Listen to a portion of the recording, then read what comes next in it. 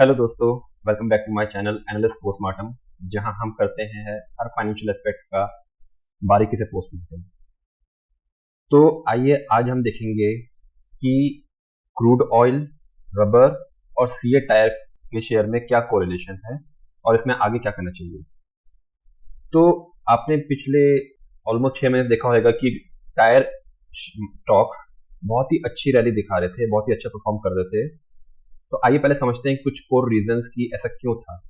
Tyre industry एक बहुत ही raw material dependent industry है, जहां उनको टायर मैन्युफैक्चर करने के लिए बहुत ही कोर रॉ मटेरियल चाहिए होता है। तो अगर आप उसके रॉ मटेरियल की बात करें तो उसके दो कंपोनेंट इंपॉर्टेंट होते हैं, पहला क्रूड ऑयल और दूसरा रबर। तो अगर हम क्रूड ऑयल का रेट देखें तो पिछले साल जून में $120 बैरल था, $120 पर बैरल था। अब आप देखें जून से लगातार ऑयल प्राइसेस में डिक्लाइन हुआ और आते आते आज की रेट में वो $72 पर बैरल की रेट में अवेलेबल है। तो जिसका डायरेक्ट इम्पैक्ट टायर शेयर्स को मिला कि उनकी रॉ मटेरियल का कॉस्ट काफी रिड्यूस हो गया। सिमिलरली रबर के प्राइसेस भी बहुत ज्यादा एमसीएक्स में डिक्लाइन हुए, उसका बेनिफिट भी टायर कंपनीज को मिला। तो ये तो हो गया रॉ मटेरियल में।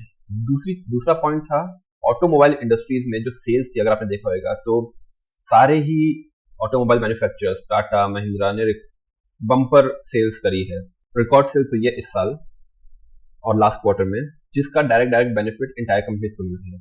और इवन नई गाड़ियां नहीं, रिप्लेसमेंट मार्केट भी एस्टिमेटेड है कि बहुत अच्छा परफॉर्मेंस दे रही है टायर इंडस्ट्री के लिए। इनफैक्ट एक रेटिंग एजेंसी है आइकरा करके, जिसने प्रोजेक्ट किया है कि इस साल ऑटोमोबाइल्स की और टायर इंडस्ट्री की जो ग्रोथ रहेगी वो रहेगी 6 to 9% और आने वाले 2 सालों में वो रहेगी 6 to 8%। तो मोटा मोटा 2025 तक ऑटोमोबाइल्स बहुत अच्छा और स्पेसिफिकली टायर इंडस्ट्रीज बहुत अच्छा परफॉर्म करने का पोटेंशियल रखते हैं। तो ये तो हो गए हमारे कुछ बेसिक कॉन्सेप्ट्स कि कैसे टायर इंडस्ट्री इंपैक्टेड होती है क्रूड ऑयल से plus raw material of rubber. तो जब भी हम टायर स्पेसिफिक स्टॉक्स को देखेंगे तो पहली चीज हमें क्या करनी है, हमें क्रूड ऑयल को मॉनिटर करना है। क्रूड ऑयल के प्राइसेस लो हैं, कहीं वो बढ़ तो नहीं रहे। अगर प्राइसेस बढ़ रहे हैं तो इसका मतलब उसका pressure, cost pressure tyre company में आएगा और वो मैन्युफैक्चरिंग कॉस्ट बढ़ेगी, इसलिए उनके स्टॉक मार्जिन, उनके मार्जिन में डिक्लाइन होएगा, तो उनका प्राइस रिड्यूस होगा। ये बात बिल्कुल क्लियर आ गई हम लोग को। अब आगे देखते हैं सीएट में। सीएट में हो क्या रहा है। और पहली बात, ये video purely analysis point view से है, जो मेरा व्यू है, जो मैं सोचता हूँ। ये कोई भी इन्वेस्टमेंट टिप नहीं है। तो प्लीज अपना निवेश 2014 से, तो 2014 से इस स्टॉक ने एक बहुत अच्छी रैली दिखाई from the price of 143 to almost 2000 रुपये 17 में पहुंचा ये। तो हमारा एक बहुत अच्छा सब क्या आया 2024 रुपये। और इतनी बड़ी रैली के बाद हमारी फिबोनाची सीरीज क्या कहती है कि कोई भी शेयर मिनिमम 33 to 50% रिड्यूस होगा ही होगा। तो इस केस में आप देखेंगे तो मोटा मोटा ये 60% रिड्यूस हुआ है, तो 60% डिक्लाइन किया। और बहुत ही अच्छा राउंडिंग बॉटम पैटर्न इसने बनाया, बहुत ही टाइम लेके 21 तक, और अपने हाई को ये ब्रेक नहीं कर पाया, फिर से इसमें आया। लेकिन ये अपना पिछला लो था जो आया ये 715 रुपीज, इसको ये ब्रेक नहीं किया, बल्कि इसने अपना नया एक बेस बनाया यहाँ पे 1000 रुपये का तकरीबन। अब इसके बाद क्या हुआ, 1000 रुपये का बेस बनाने के बाद इसने अच्छी रैली दी दोबारा 2000 तक के लिए, और 2000 के बाद फिर से एक रैली के बाद रिट्रेसमेंट आता है, तो ऑलमोस्ट ये आया फिर से 60% का। तो मोटा मोटा ये शेयर हमेशा अपना पीक बनाने के बाद 60% रिट्रेसमेंट शो करता है from the past data we have understood. चलिए, तो अब इसके बाद क्या हुआ, दिसंबर 2022 में इसने अपना पीक बनाया 2000 का और फिर रिट्रेसमेंट दिया। तो कहां तक रिट्रेसमेंट लाया ये, 1400 रुपये। तो 1400 रुपये इसका एक बहुत ही अच्छा सपोर्ट बन गया है। और उसके बाद देखेंगे लास्ट मंथ अप्रैल में इसने एक बुल रन शुरू करी, और बुल रन क्या करी कि इसने अपना पिछला 7 साल का, ऑलमोस्ट 6 साल का जो हाई था उसको डिसाइसिवली ब्रेक किया। तो ये जो हमारा पिछला 6 साल का हाई था, इसने एक बार यहाँ पे था और एक बार दिसंबर में ट्राई किया जहाँ पे फेल हुआ। लेकिन अब फाइनली इसने उसको अच्छे वॉल्यूम्स के साथ में, अगर आप देखेंगे वॉल्यूम्स वीकली चार्ट में, तो ऑलमोस्ट अप्रैल मंथ में बहुत अच्छे वॉल्यूम से इसने ब्रेक किया है और उस पिछले रेजिस्टेंस 2024 के 6 साल के रेजिस्टेंस को ब्रेक किया है। तो ब्रेकआउट तो है, लेकिन क्या अब इसमें बाइंग अपॉर्चुनिटी अभी है? मेरे ख्याल से ये अभी, क्योंकि हमने पास्ट हिस्ट्री क्या देखी है कि ये रिट्रेसमेंट की तरफ जाता है कोई भी अपना हाई तोड़ने के बाद या पीक बनाने के बाद। तो इसमें इमीडिएट सपोर्ट तो है 2024 का, सॉरी, इसमें इमीडिएट सपोर्ट है 1990 रुपए का, जहां पे 1990 रुपए पे ये इमीडिएट सपोर्ट है जो 6 साल का इसने ब्रेक दिया। तो अब हमें वेट क्या करना है कि इस पॉइंट से ये क्या रिएक्शन देता है। मोस्ट प्रोबेबली ये अभी नीचे आएगा, क्योंकि हमने देखा है कि जब भी एक रन के बाद ये 60% तक देता है।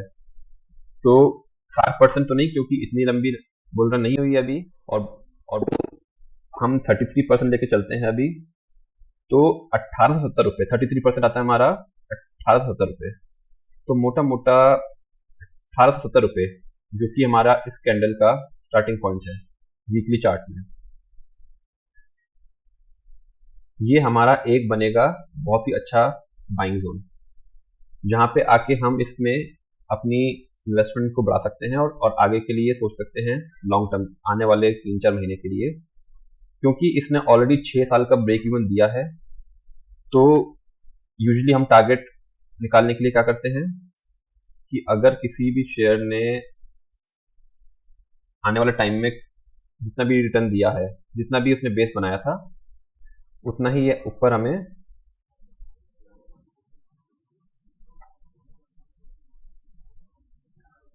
दे सकता है। तो ऊपर में इसका टारगेट बनता है 3000 करीब।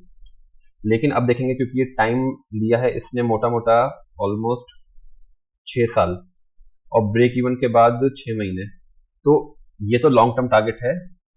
पर इमीडिएट टारगेट तकरीबन इसका हमें 2300 रुपये जो आना चाहिए आने वाले 2 महीने 3 महीने। बट इम्पॉर्टेंट है कि हम इस सपोर्ट को मॉनिटर करें और हमें इसमें डेली चार्ट में देखते हैं स्पेसिफिक। जी हाँ, 1871 जो हमने बनाया था, 1870 हमारा एक अच्छा जोन होगा जहां पे हम थोड़ा थोड़ा एक्यूमुलेट इसको शुरू कर सकते हैं। तो अगर ये 1990 के बाद रिवर्स लेता है वापस, तो हम वहां पे एक मौका ढूंढ सकते हैं 2300 तक के लिए। और अगर मार्केट, क्योंकि प्रॉफिट बुकिंग आ सकती है इसमें और दिख रही है, तो लास्ट 2 दिन से प्रॉफिट बुकिंग हो रही है, तो ये नीचे 1870 के आसपास जब आए तो वहां पे हम इसका एक्यूमुलेट करने की कोशिश कर सकते हैं।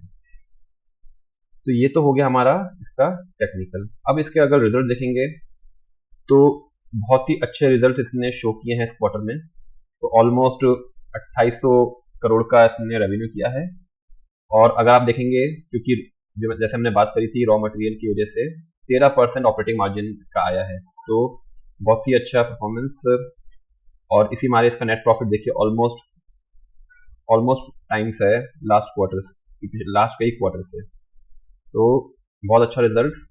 और इवन द एनुअल रिजल्ट में देखेंगे तो पिछले साल 9,300 करोड़ की सेल हुई थी, कंपेयर इस साल 11,300। और इवन प्रॉफिट्स में भी पिछले क्वार्टर साल के मुकाबले काफी अच्छा परफॉर्मेंस रहा है।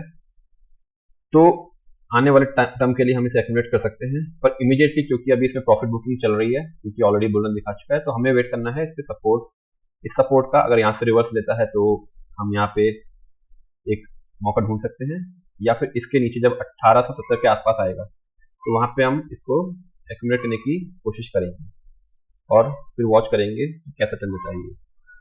होप अब आपको समझ में आएगा कि स्टॉक का क्या कोरिलेशन है। और ये वीडियो प्योरली एजुकेशन पर्पज से है, आप इससे लर्न करिए, हम भी लर्न करते हैं और देखेंगे कि कैसा ये हमारी लर्निंग सही जाती है या इसमें हमें कुछ और चेंजेस करने पड़ेंगे। तो please keep watching my channel, like and subscribe for more such videos. Thank you.